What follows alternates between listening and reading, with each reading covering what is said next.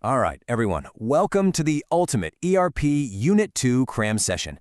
Grab your notebooks, top up your coffee, and let's get focused. You've got your big exam tomorrow, and you need the high-yield, foundational knowledge, and you need it fast. I'm going to be your professor for this session, and this explainer is designed to cut out all the noise. We are distilling everything down to the absolute essentials, so you can walk into that exam room tomorrow morning completely ready to ace it. Okay, let's dive right in. So here is our game plan for tonight. We're going to fly through the basics, the mechanics of the system, the management of data and people, some real-world application, and finally, the future of ERP. Let's hit it. Section 1. The basics. Before we can build the house, we gotta pour the foundation. Let's make sure we totally understand what ERP and configuration actually are. Okay, lock this definition into your brain. Enterprise Resource Planning, or ERP, is the ultimate connector.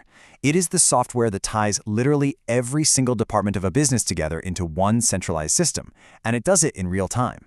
Think of it like the central nervous system of a massive company.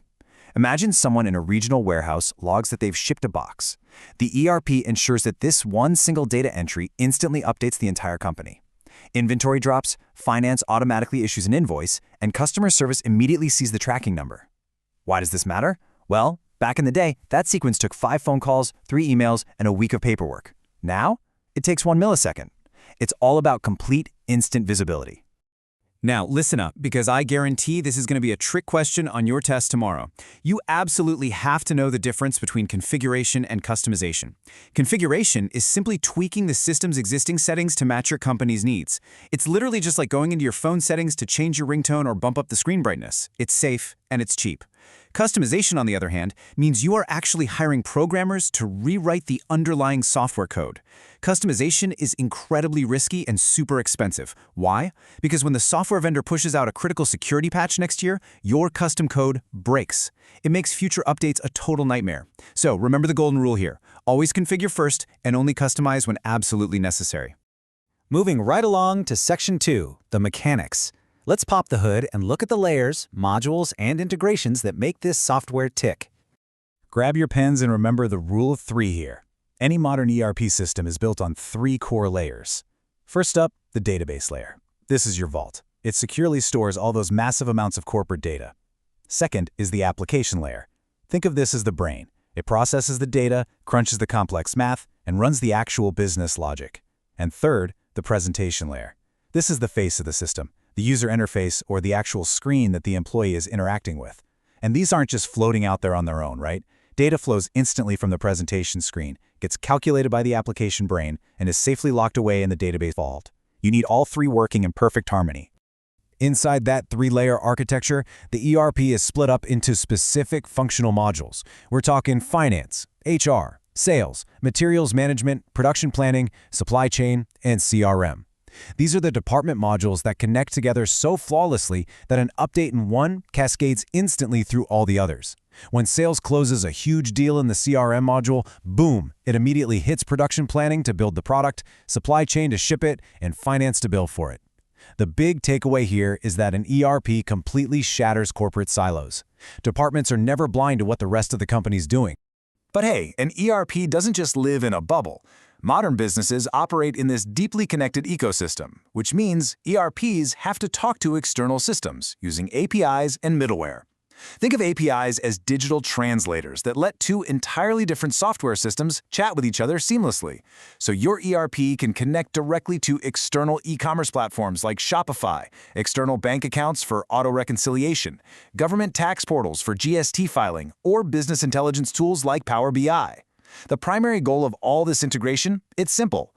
Kill manual data entry. Instead of an accountant spending 40 hours a week mindlessly typing paper bank statements into a computer, the API handles it automatically at 2 a.m. with 0 errors.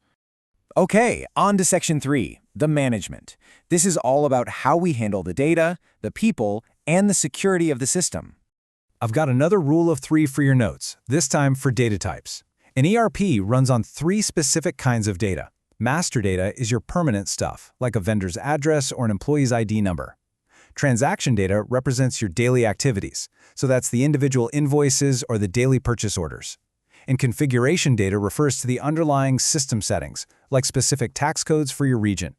And you've got to remember the golden rule of ERP data: garbage in, garbage out. Literally. If your data quality is bad, your system outputs will be entirely useless.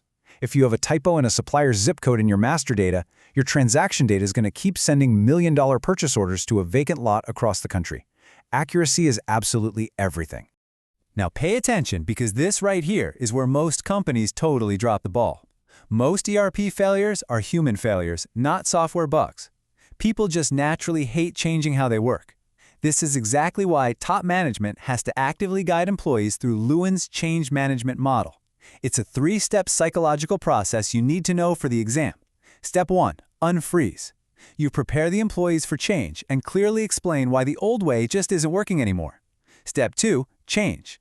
You implement the new ERP and provide intensive role-based training. Step 3, refreeze. You lock in those new behaviors so people don't just slip right back into their old, comfortable habits. Usually, companies do this by offering a dedicated hypercare support period right after the system goes live. We also got to talk security, because you must know the critical protocols that protect all this corporate data. We use role-based access control, which means a warehouse worker can't suddenly pull up the CEO's payroll data. We use audit trails. These digitally log every single click, so if someone alters a financial document, we know exactly who did it, down to the actual second it happened. We also strictly enforce the segregation of duties, so no single person can both create a vendor and pay that same vendor. That prevents internal embezzlement, and honestly, you'd be surprised how many massive companies completely forget that step. Finally, remember that documenting every single blueprint, test script, and configuration guide is mandatory. If your lead ERP consultant quits tomorrow, your documentation is literally the only map you have left to survive a corporate audit. All right, Section 4, Real-World Application. Because theory is great for multiple-choice questions, but you need real-world application for those long-form essays. Let's see what happens when these concepts are applied or disastrously ignored. There are 5 massive red flags that project managers have to watch out for. Otherwise, they can just completely tank an ERP implementation. Scope creep is the silent killer. That's when stakeholders keep saying, "Oh, can we just add this one little extra feature 50 times over until the budget is blown?" Data migration issues happen when you try to transfer messy, unstructured data from old legacy systems. We already talked about employee resistance. Budget overruns are super common because of poor planning up front. And over-customization, as we learned earlier, makes the entire system unstable and basically impossible to upgrade. So what actually happens when you ignore those risks? Well, how about $150 million? That is a staggering number, and it's exactly how much the candy company Hershey's lost in sales back in 1999. Why? Because they completely rushed their SAP Go Live, and they did it right before their absolute busiest season of the year, Halloween. The system failed, they couldn't process their orders, and literally $150 million worth of candy sat rotting in warehouses while store shelves stayed completely empty. The lesson here? Never ever rush an ERP launch. Now contrast that Hershey's disaster with Cadbury's massive success in India. Circle this in your notes because it is a guaranteed essay topic for your exam tomorrow. Hershey rushed their implementation. They flipped the switch on everything overnight and basically skipped crucial system testing. Cadbury, on the other hand, absolutely crushed it because they utilized strong employee training. And most importantly, they did a phased rollout. Instead of turning it all on at once, they rolled it out piece by piece. They made sure each department was secure and comfortable before moving to the next one. The result? Real-time inventory visibility across all their locations and way faster deliveries. So if you want to crush that essay tomorrow, write down this exact equation. ERP success equals right planning plus strong training plus proper testing.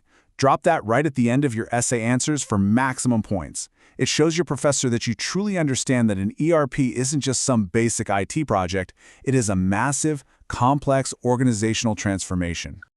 And finally, we've made it to Section 5, the future. Let's wrap up our syllabus by looking at where all this technology is actually heading. Just in case your professor throws in a forward-looking bonus question, you gotta know the 5 technological pillars driving the future of ERP. These are making the systems fully intelligent, entirely connected, and seamlessly cloud-based. Cloud ERP lowers infrastructure costs and lets you securely access the system from anywhere in the world. Artificial intelligence allows for things like automatic invoice matching and incredibly accurate predictive demand forecasting. Mobile access means an executive can approve a multi-million-dollar purchase order right from their phone while waiting at the airport. The Internet of Things, or IoT, allows machines on the factory floor to send performance and maintenance data directly into the ERP, no humans required.